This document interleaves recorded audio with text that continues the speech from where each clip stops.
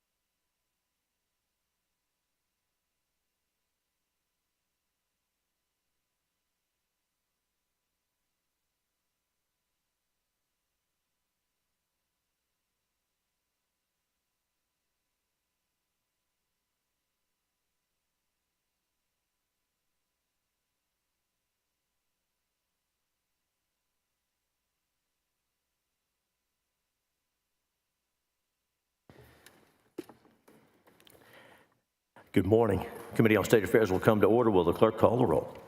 Betancourt, Birdwell, Hall, Hinojosa, Middleton, Parker, Perry, Schwertner, Zaffarini, Paxton, Hughes. Good morning. We have a number of bills to hear this morning, and it is our intent to lay out 3 bills together, and so that will mean the author will explain the bill, the invited testimony will come, and then we'll do that with 3 bills in a row, leave them together, and then we'll open public testimony because so much of the public testimony, our witnesses are on multiple bills, and there is some overlap, and we'll work with you on the time to make sure everyone is heard. So it's our intent to hear Senate Bill 31, 33, and 2880. We'll lay those out in order and leave them all in front of the committee, and we'll hear from all the invited testimony on each of those bills, and then we'll open up testimony from everyone who wants to participate because, again, there's quite a bit of overlap.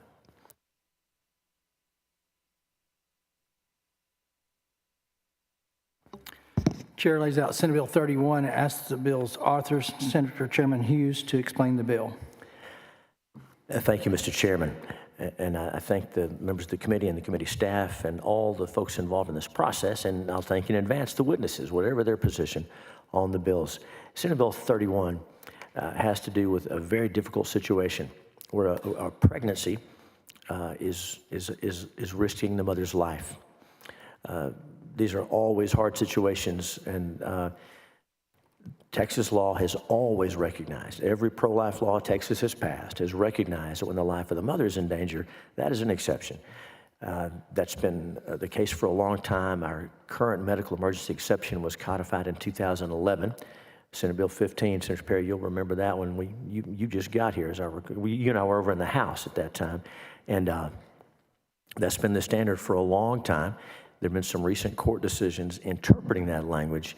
And so we know from the numbers that since Roe versus Wade was overturned and since the heartbeat law, we know that of 135 cases in Texas, difficult situations where a mom is experiencing a difficult pregnancy, she's in danger, and in those cases, the doctor has, has followed the law and treated that mom and recognized that exception to our pro-life laws. We also know, based on folks we've heard from and based on reports, that some doctors and some hospitals are not following the law. Most are, and we're thankful for that, but some are not. So the intent of this bill is to remove any excuse when a mom is in danger, when a mom's physical health, major bodily function, her life is in danger. That's always been an exception we have recognized. We want to love them both. There's a mom and there's a baby. We want to love and respect and protect them both.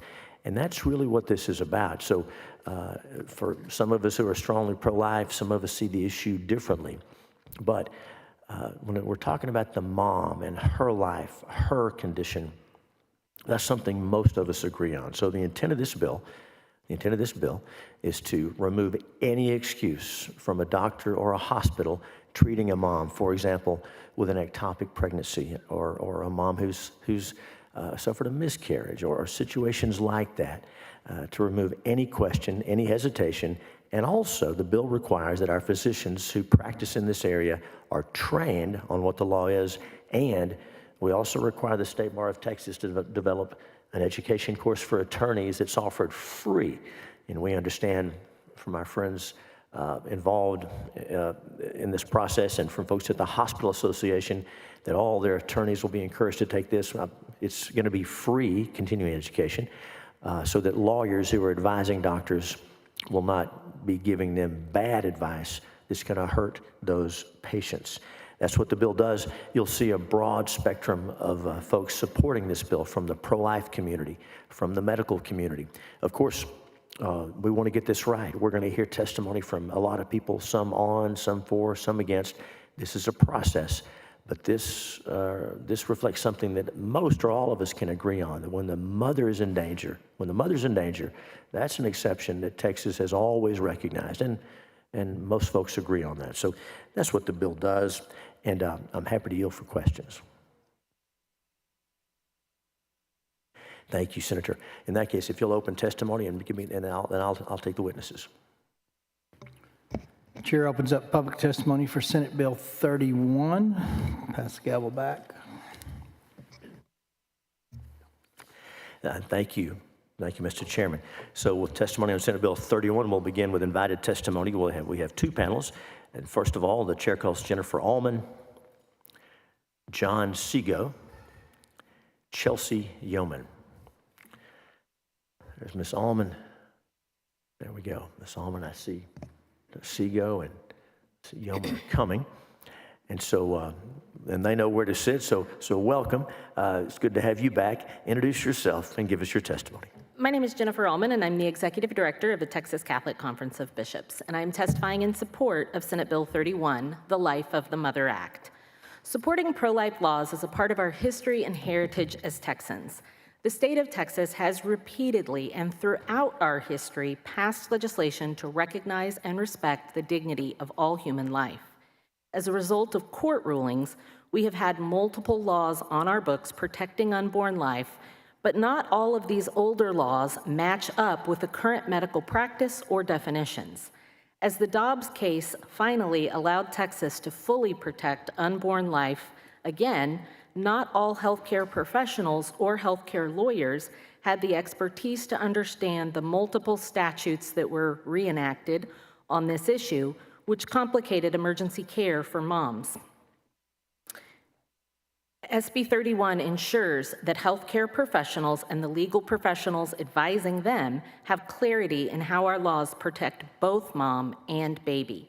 SB 31 reflects the state's profound respect for mothers and children and ensures that healthcare providers have a clear understanding of their duty and the legality of providing appropriate life-saving care to both mothers and unborn children.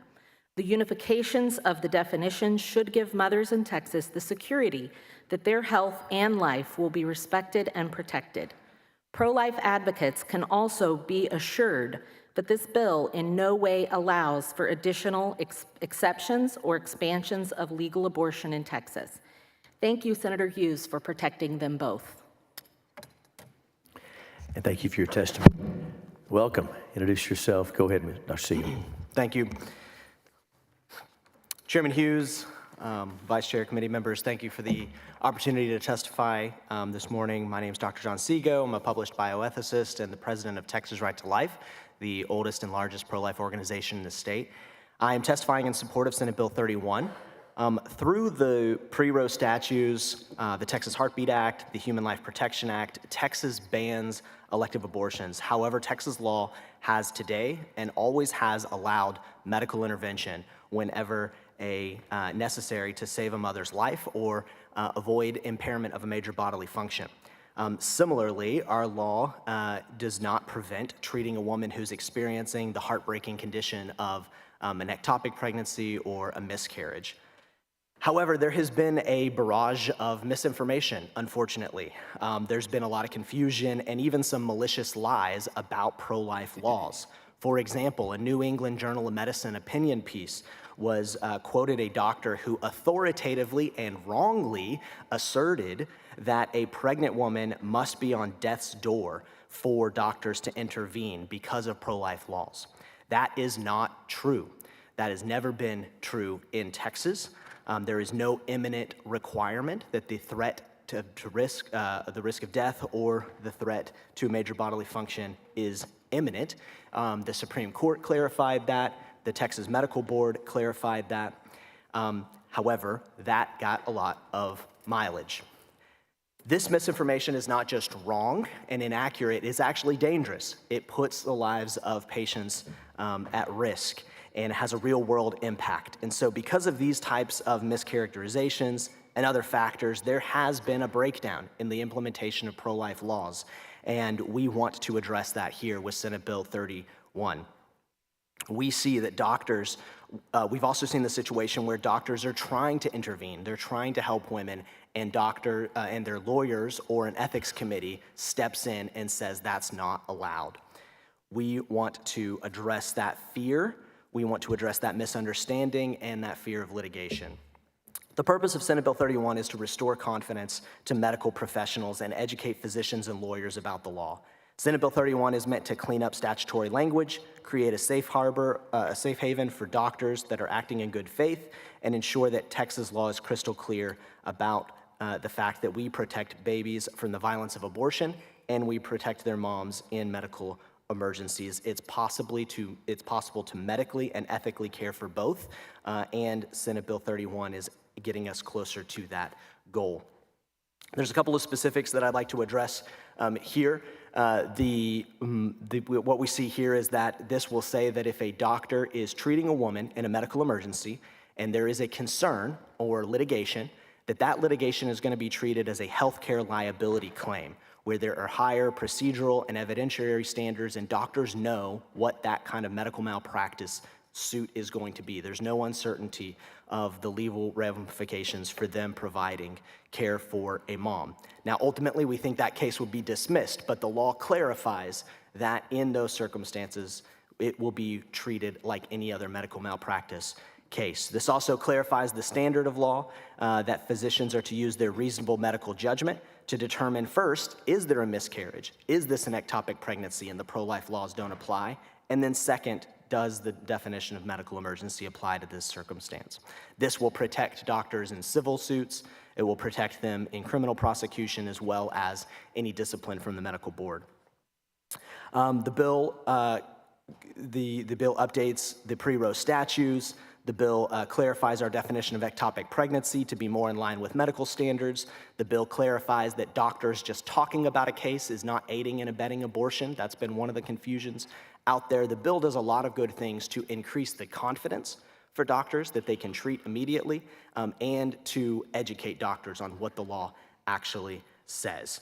So we support Senate Bill 31. This is a critical issue, and I appreciate the time y'all are giving to this today, because Texas can protect babies from abortion, and it can protect moms and their health. And so we want to do that with Senate Bill 31. We appreciate your time for this, and I yield for questions. And thank you for your testimony. Ms. Yeoman, welcome. Introduce yourself. Go ahead. Well, good morning, Chairman Hughes. Thank you for having us and committee members. My name is Chelsea Yeoman, and I'm the National Director of Public Policy for Human Coalition. I also have a background in practicing constitutional law, and I'm here today to testify in support of SB 31. While debate around abortion is fraught with disagreement, my hope today is that we can coalesce around agreeing that unborn children in the womb and their mothers need and require medical care in emergency situations. The purpose of today's conversation should not be to relitigate Texas' commitment to protecting children in the womb and the mothers who carry them, but to recognize real progress that this legislature and Texas courts have made towards clarifying the law around life-saving cares for mothers facing tragic emergencies. To be clear, Texas law allows women facing dire medical emergencies to retrieve medical treatment when they need it, and not when they are, to quote John here, at death's door. Texas pro-life laws protected women in medical emergency situations before, during, and after the Roe regime, and not just because the legislature cares about pregnant women, which they do, but because the United States Supreme Court required it under Doe versus Bolton. But since the Dobbs decision was overturned, the Human Life Protection Act was enacted, and this created a serious confusion, if not fear, in the medical community around how and when they can treat women facing really horrific complications during their pregnancies. The first to provide clarity was actually the Office of the Attorney General in June of 2022. He issued guidance clarifying that yes, the state of Texas will protect unborn children from death by abortion, but also their mothers, and he clarified the exemptions around life-threatening emergency situations. Unfortunately, in practice, doctors and their hospital administrators responded to the overturn with Roe with fear. And as Dr. Ingrid Skopp, who's an OBGYN out of San Antonio and the vice president of the Lozier Institute, said, intervention, not neglect, should be the standard of care. Many in the medical community called upon the Texas Health Department, Texas Medical Board, and Texas Medical Association to ward off these dangerous situations by educating and providing guidance to doctors and hospitals. You may recall, Chair, you were one of those voices as you drafted a letter in 2022 requesting that the Texas Medical Board clarify the standard of care under Texas law. Instead of doing so, they declined and it ultimately became a defendant in the Zorowski case, which challenged pro-life laws on the grounds of these medical emergencies. You will also recall that this body in 2023 further clarified the laws by passing a bipartisan bill, House Bill 3058, which clarified that treatment for ectopic pregnancies and premature rupture of membranes, or PPROM, is fully protected under Texas law. Yet, Texas doctors, perhaps at the direction of their hospital administrators, would not treat women. The Texas Supreme Court also provided clarity on the state of the law to protect women facing medical emergencies in Texas, not once but twice in 2023 and 2024 with two high-profile cases.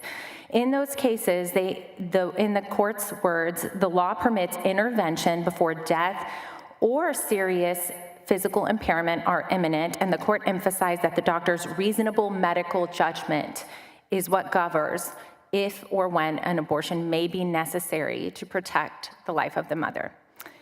Finally, the medical community weighed in last year. The Texas Supreme Court requested the Texas Medical Board to issue the guidance, which they ultimately did.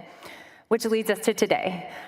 We are so appreciative that yet again, this Texas legislative body is considering clarifying the law even more. SB 31, I think most importantly, provides education and guidance and continuing educations to doctors who are treating pregnant women in need. Most notably, in the 2 years since Roe was overturned, not a single doctor, although dozens of women have received abortion in the state of Texas for tragic complications during their pregnancies. Notably, none of those doctors have been charged or prosecuted. This law further clarifies and insulates what has already been affirmed as the standard of care by the Texas Supreme Court. Thank you. And thank you for your testimony. Senators, any questions for any of our three invited witnesses on Senate Bill 31? Let me thank you each for your testimony and for your work on this. Each one of you was clear and precise. Let me ask each of you a question just to make sure that we understand. Each of you, based on the groups you represent and your own life's work, are in pro-life work. That's what you do. And so I'll start over here with Ms. Allman. Is there anything in Senate Bill 31 that adds new exceptions or makes it easier to take the life of a little unborn baby, adding exceptions, anything like that? No, sir. Dr. Siegel, I'll ask you the same question.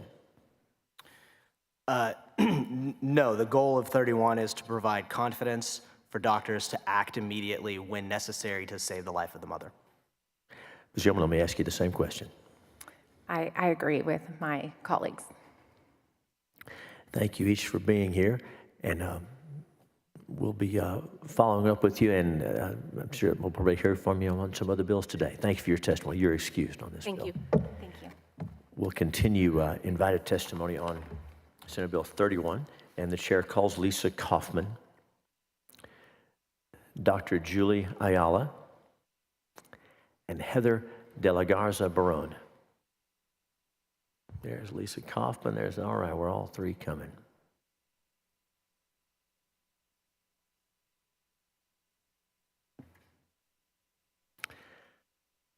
Welcome to each of you. Ms. Kaufman, we'll start over here. When you're ready, introduce yourself. Give us your testimony.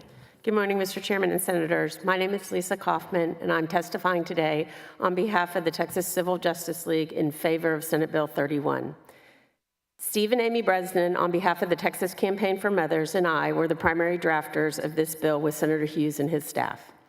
Let me start by thanking Senator Hughes and Catriona Corkle for agreeing to take this issue on and for working with us over the past year to ensure that pregnant women who experience pregnancy complications will receive necessary medical care in a timely manner. The language in this bill has been heavily negotiated between the medical community and the pro-life community. These include Texas Campaign for Mothers, the Texas Civil Justice League, the Texas Medical Association, the Texas Hospital Association, Texas Right to Life, Texas Alliance for Life, Texans for Life Committee, Texas Catholic Conference of Bishops, and the Human Coalition. Again, thanks to Senator Hughes for his leadership in bringing us all to the table. So let's talk about what Senate Bill 31 does. By way of background, there are 4 primary abortion laws in the state of Texas.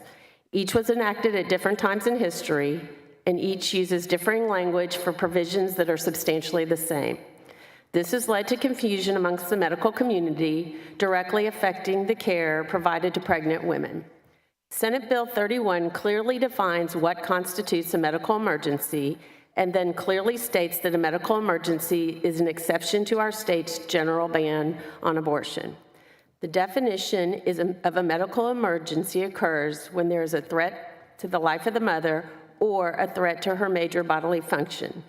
Making this determination is done by a physician using reasonable medical judgment.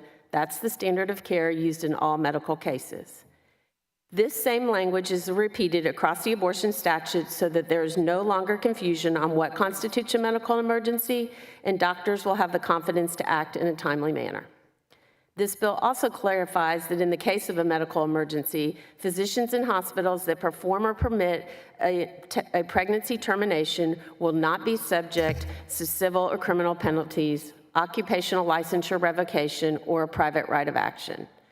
2 other significant parts of this bill are the continuing medical education and continuing legal education requirements, which will ensure that doctors and lawyers in this area of practice are well informed by the changes made by this bill.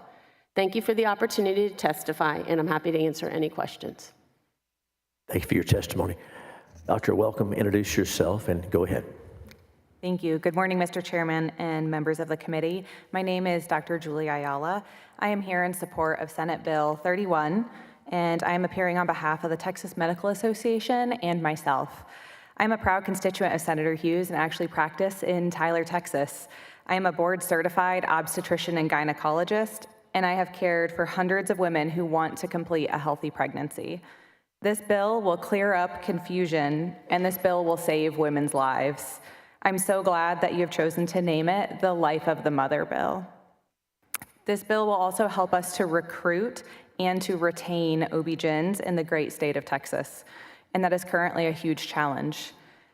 The continuing medical education component of this bill is important. It is a very good provision. And likewise, the continuing legal education component is important and is a good provision in this bill.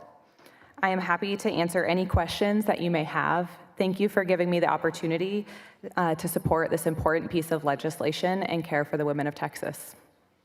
Thank you, Doctor. Thanks for being here. Ms. De La Garza-Barron, welcome. Introduce yourself and go ahead. Thank you, Senator. My name is Heather De La Garza-Barron. I'm the Associate General Counsel of Texas Hospital Association, and I'm testifying on behalf of our membership today in support of Senate Bill 31. THA strives to be an advocate for accessible and high-quality health care. We work to promote a health care delivery system that provides the right care at the right time to patients who come through a hospital's doors. We strive to ensure that patients are given the best medical care in compliance with all applicable laws and regulations. Since the Dobbs ruling in 2022, Texas hospitals were seemingly overnight faced with navigating 4 different abortion statutes that contain different definitions and undefined terms. This allowed for differing interpretations about when and how intervention regarding pregnancy complications could take place. Senate Bill 31 makes important and necessary clarifications that will help Texas hospitals understand and how each of the abortion statutes are expected to interact with one another. It allows hospitals to continue to support the physicians treating our pregnant patients without fear of civil liability or criminal prosecutions. These clarifications include confirming that the burden of proof in criminal prosecution rests with the state and not the physician, removing the life-threatening term in Chapter 170A to memorialize the holding of the Zarowski opinion that a physical condition need not be immediate before a physician can act in a medical emergency related to a pregnancy complication. It conforms the definition of medical emergency used in abortion laws to match the exception in Chapter 170A. That way, hospitals and doctors are only working with one medical emergency standard across all abortion laws. It clarifies the definition of ectopic pregnancy to ensure that that definition meets current medical standards of care. It clarifies that communications between physicians, hospital administrators, and lawyers to help understand and navigate the medical emergency exception are not considered aiding and abetting.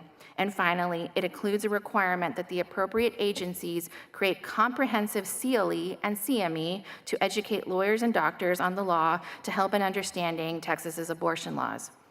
We want to express our immense gratitude and appreciation to Senator Hughes, his staff, and all of the co-authors of Senate Bill 31 for filing and supporting this important piece of legislation and allowing hospitals to be part of this important discussion.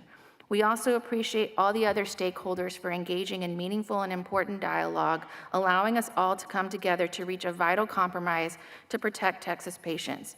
It is our sincere belief and hope that the amendments made by the Life of the Mother Act will have an immediate impact in helping Texas hospitals continue to facilitate the provision of the necessary and life-saving medical care to our patients. Thank you for the opportunity to testify today, and I'm happy to answer any questions. And thank you for your testimony. Senator, is there any questions for any of our invited witnesses on this panel? Thank each of you for being here, for working on this, and this is a process will continue, so thank you so much. Thank you.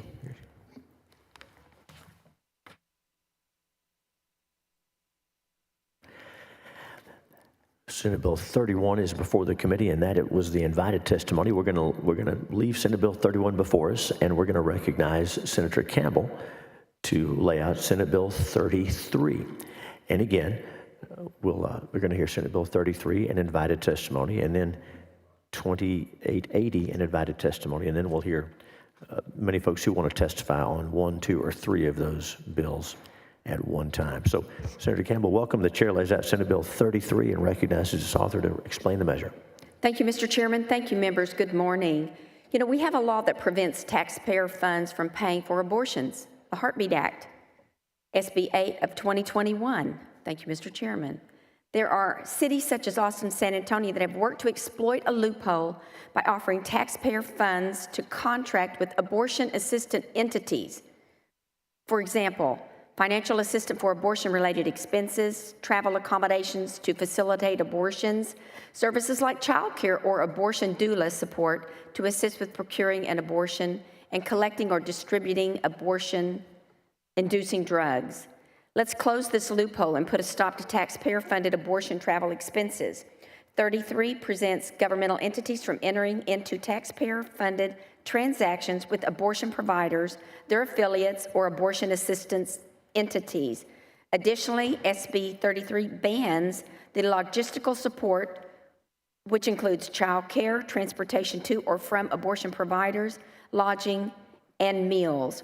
Overall, Senate Bill 33 ensures that, local governments comply with Texas pro-life laws by preventing indirect funding that enables abortion services, thereby maintaining fiscal integrity and moral accountability. We have one invited testimony, City Councilman from San Antonio. Thank you, Mr. Chairman. Any questions? And thank you, Senator Campbell. Members, any questions for Senator Campbell on Senate Bill 33? Very well, we'll open testimony and we'll call your invited witnesses. The chair calls Honorable Mark White. Councilman, welcome. Have a seat there whenever you get situated to introduce yourself and go ahead with your testimony. Well, my name is Mark White, and I am the City Councilman from San Antonio representing District 10. Thank you very much for the invitation today.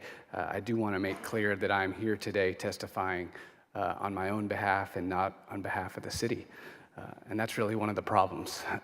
I want to start by thanking Senator Campbell for this bill. This is something that she and I talked about probably 6 months ago when we saw what the city of San Antonio was trying to do. And the fact that a bill was able to be drafted so quickly and that we're all here today, I think really speaks to good government. And so I'm very appreciative of the senator for making this happen. I'll tell you that regardless of what side of the issue of abortion you're on, to me, this bill is not really just about that. I'm pro-life. I will always stand for life. But again, this bill today is really about two things. One, what is the proper role of municipal government, right? And I think last session, the Texas Regulatory Consistency Act was passed so that local municipalities like San Antonio would not continually attempt to skirt the law, right? The United States Supreme Court has made clear that abortion, pro or con, that's in the purview of the states. And what we cannot have is municipalities like San Antonio or any others trying to get around that law. Number two, this is really a taxpayer protection bill, the way I see it. Let me tell you what's going on in San Antonio. 22% of our streets are in poor or failing condition. We are more than 200 police officers short. We have so many things that we need to be spending our taxpayers' money on that I hear about every single day in the community meetings that I go to. And not once in any of those community meetings have I ever heard the residents of San Antonio telling me that they want their tax dollars to be spent to send women to other states to receive abortion-related services. Not one time. We have got to protect our taxpayers. We have got to use their money on the things that they're asking for.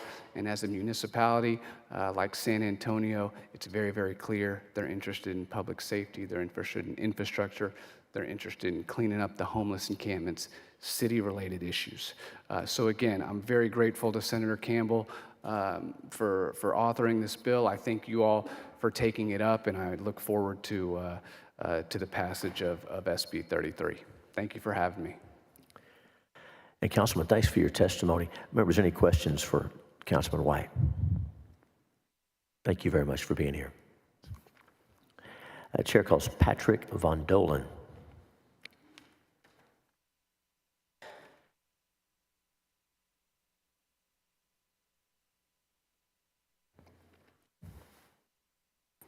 Mr. Von Dolan, welcome. Good morning. Get situated there, introduce yourself, and go ahead. Yeah, howdy. My name is Patrick Von Dolan with the San Antonio Family Association. And on behalf of the San Antonio Family Association, I want to thank you for this hearing, this opportunity to speak and share with you what's happening in San Antonio, the heart of Texas that will impact the rest of Texas. I want to thank Senator Donna Campbell for SB 33 and to stop abortion travel funding. It's high time in the state of Texas that we have something like the Hyde Amendment on a federal level, on the state level. We've had protections for taxpayers for years, for decades now, thanks to the Hyde Amendment that respects and protects taxpayers from participating in possibly illegal and certainly unconscionable acts throughout the United States of America. We need the Hyde Amendment here in Texas now. Thank you, Senator Donna Campbell, for SB 33.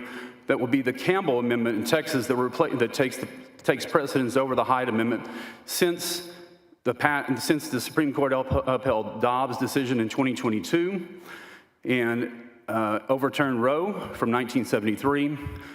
Texas now has the right and the duty to regulate abortion. Texas is a pro-life state. Texans are pro-life.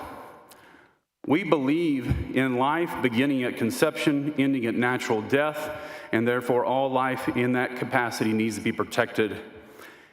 And certainly, taxpayers have no business have no business being subjected to funding things that are unconscionable to them. And so the taxpayers deserve to be respected, and parents also need to have their rights protected. I would like to give you a little bit of history and sort of adding on to what Councilman Mark White just said. But the City Council of San Antonio, save one, Councilman Mark White, has had an agenda. It's been a setup from the beginning, and certainly openly since 2017 with the election of a current mayor of San Antonio, who pushed through in August of 2018 a licensed abortionist and former medical director of Planned Parenthood South Texas as the regional local public health authority for San Antonio and Bexar County. And since that time, we've seen a progression of things that have happened in the San Antonio. Soon thereafter, August of 2022, the City Council passed an abortion resolution promoting abortion in every form and fashion with taxpayer money.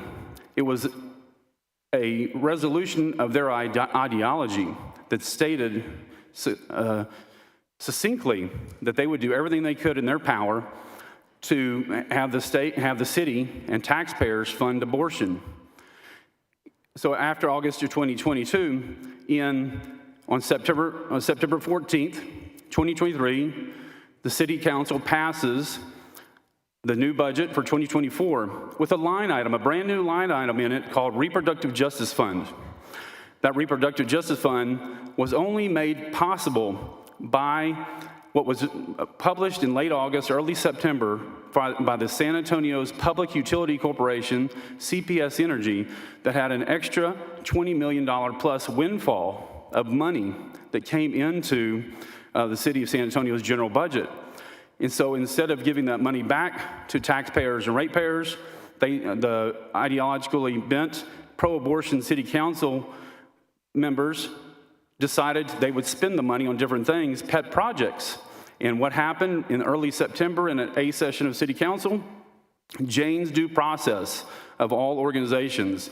that is known for circumventing parents' rights and parental notification comes to the city and asks for money for abortion travel funding, along with other organizations like the Lilith Fund, Avow, and Buckle Bunnies, and several other organizations that also came to the city asking for money. So the abortion fund organizations came quickly asking for money. And so the city went on and passed it on September 14, 2023, leaving us no choice to respond in any reasonable or feasible way. San Antonio Family Association, Texas Right to Life, and numerous San Antonio Family Association friends filed legal action against the city of San Antonio on October 17th, 2023. Therefore, we took it to court. We were held, then went to district court. We were appointed the most pro-abortion radical district judge in Bexar County and ruled in favor of the city. That case is now before the Fourth Court of Appeals, waiting for a 3-judge panel to make its ruling. And then we go from there. In the meantime, the city of San Antonio went about its business to take RFPs, requests for proposals, for abortion funds, in which the city openly would know that they were going along with and cooperating with potentially illegal activities of transporting young pregnant women in crisis out of the state to procure elective abortions, and how outrageous that would be. Then the city went on to, ma'am? Okay. Any questions? And thanks for your testimony. Members, any questions for Mr. Von Dolan? Senator Safferini, you're recognized. Come on. Yeah. Thank you, Mr. Chairman. I'm looking at this one-page summary of the bill. Do you have that? Oh, yes, ma'am. One more time. Is this yours? Yes, ma'am. Okay, and under the subhead, ban logistical support, it includes child care. Now, based on your position and what you said, I can understand transportation, lodging, and meals, counseling that discourages abortion under banning logistical support, but child care? Yes, ma'am. They have two parts. The city of San Antonio considered it upstreaming and downstreaming. The upstreaming was where they would consider child care in there, as well as contraception and comprehensive sex education funding to independent school districts. The downstreaming would be the abortion travel. So they broke it up in two different ways. And on November 21st of 2024, they voted to change the $500,000 of funding for the Reproductive Justice Fund to only upstreaming, which would include that child care. Until February 28th of less than 2 months ago of this year, they voted for another $100,000 for the abortion travel. And how do you perceive this bill being enforced? I'm sorry, would you repeat yourself, How would you ma'am? perceive this being enforced? How do I see it being enforced? Mm-hmm. The city has failed to fund the actual line item in the budget that they passed on September 14th of 2023, and they have seemingly done it on purpose so that the Attorney General does not get involved yet to join our lawsuit. And so I would see that the way it would be enforced would be the Attorney General. Thank you. Yes, ma'am. Mr. Chairman. Thank you, Dean. Thanks for your testimony. Thank you. And because the Senate will be coming in shortly, in a moment, the committee will be standing in recess. We will be coming back. And so for now, Senate Bill 31 is left pending. Senate Bill 31 is left pending. Senate Bill 33 is left pending. We'll bring those bills back up when we come back, and then we'll hear another bill, and then we'll go into some testimony on all three. Gotcha, Senator. Thank you, everyone, for being here. And it'll be our intent we'll be coming back about 30 minutes after the final adjournment or recess of the Senate, but we'll make an announcement. So, Committee on State Affairs stands in recess until 30 minutes after adjournment or final recess of the Senate today. Good morning.